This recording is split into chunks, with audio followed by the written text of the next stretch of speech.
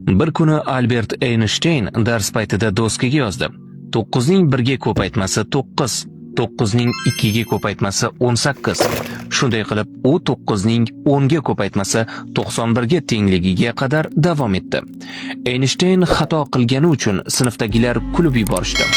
Axir 9ning 10 ga ko'paytmasi 91 emas, balki 90 ekanligini hamma biladi-ku. Talabalar uning ustidan kulishni boshladi.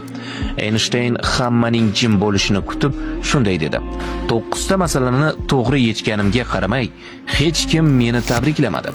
Ammo bitta xato qilishim bilan hamma kulib yubordi.